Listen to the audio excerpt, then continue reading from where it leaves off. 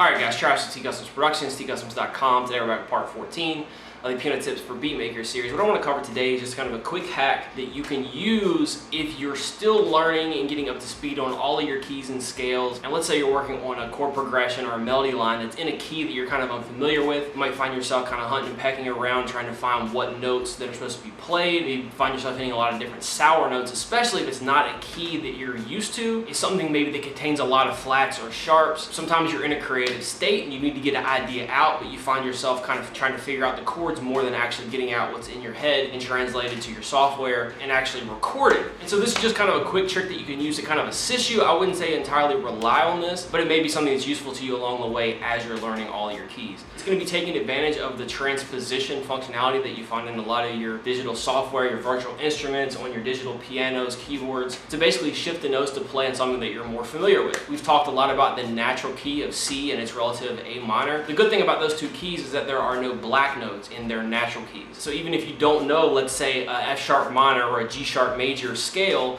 and what notes are supposed to be played, it'll be a lot easier for you starting out to play within those particular keys, but out of, say, the key of C or A minor. So don't worry if it doesn't make sense. I'm going to jump over to the keys and get into a little more detail on this. This particular hack can come in handy in a number of different situations. Let's say you're collaborating with another producer and they send you some instrumentation that's in a key that you're not familiar with. Another situation is, say you're working on a sample beat and you know the key of the sample, but you're not fluid in the keys to play. Or maybe you're just trying to spice things up with your own production. You want to use similar chord progressions, but you don't want to keep playing out of the same maybe A minor or C major or whatever key that you're already familiar with. Like we talked about, C major and A minor are very simple because they're, for the most part, are all white notes. The biggest difference between the minor is that we're typically introducing a raised seventh, which makes it a harmonic. For the most part, you're playing all white notes within these two keys. Now, I just want to remind you really quickly, to find any relative minor key to your major, you drop down 3 half steps from the root note. So if I know that I'm playing in C major, and C is my root note, now to find C's relative minor, I'm going to come from this root note and drop down 3 half steps. I've already covered this in a past video, just want to re-emphasize. So if I go 1, 2, 3,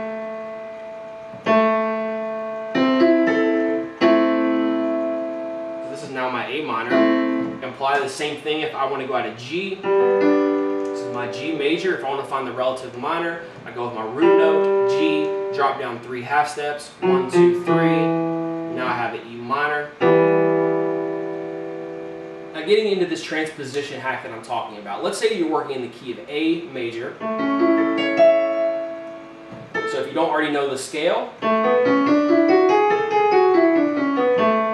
now let's say when you get in to start making some different chords, you notice you have a C sharp, you have an F sharp, and you have a G sharp within that scale. So if you're not already used to playing the chords and progressions within that key, you may find yourself hitting sour notes from time to time. It's more struggle trying to get your ideas out than just to be able to play in the key that you're already familiar with. So if I just want to stay in the key of A and I want to do our 1, 4, 5 progression, it would be the A major, I'd go to D, I'd go to E, and then back to A.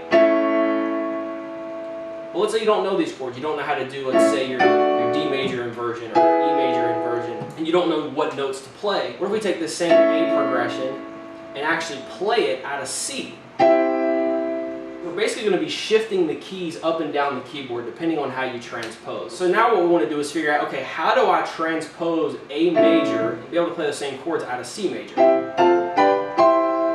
So this is the trick. If you are playing out of a major key, all you're going to do is identify what the root note is at that. So we have A is our root note in an A major. Now we want to figure out what's the relationship between this A and our C. And so all you want to do is find this difference from the C, walk your way up until you hit A. You want to figure out how many half steps between C and A. So you want to start with C, 1, 2, 3, 4, 5, 6, 7, 8, 9. 9 half steps. So all you're going to do on your virtual instrument or your keyboard or whatever is you're going to pitch up 9 half steps. On this particular piano, all I have to do is hit a transpose button and press the key that I want to transpose up to. And so now I should be able to play those same chords in that same pitch out of the key of C. Okay, so here's before with no transposition. I'm playing out of the key of A. I pitch up 9 half steps, and now I play out of the key of C.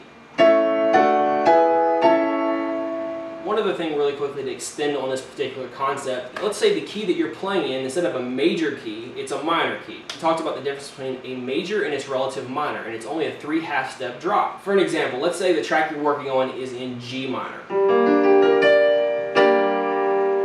And you want to play the same chords and notes out of the key of A minor, because again, you're playing primarily white notes, and starting out, it may be a lot easier for you to do that. First thing we want to do, because we're in a minor key now, is we first want to identify this minor's relative major. So we're in G minor. Now we're going to walk up 3 half steps, because now we're finding the relative major. So from G minor, we'll walk up 3 half steps. 1, 2, 3. So now we can see the relative major is B flat.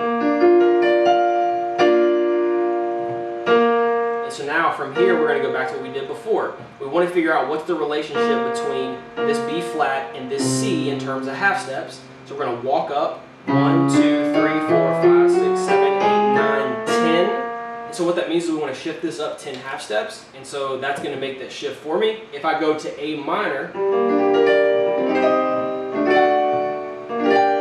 I'm actually playing in the key of G minor. This is the natural keyboard, the way it sounds. I'm going to play the G minor progression again. I'm going to shift up 10 half steps, and now I'm going to play out of A minor.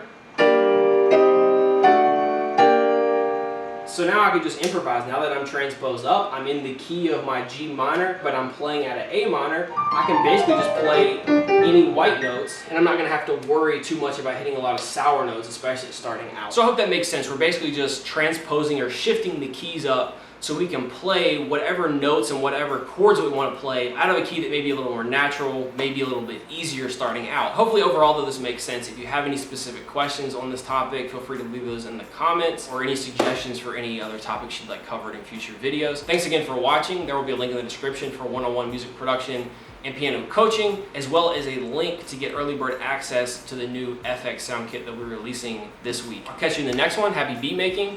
Peace. Or an FX kit, something that will have very unique sounds, something that you wouldn't necessarily be able to find, say, in a virtual instrument, or even other sound packs for that matter. And so Circle of Fifths is more or less a chart that helps you to easily identify your various keys, whether it be a major key, minor key, and the way that these keys progress as we sharpen flat notes within each of their scales. A website that I found this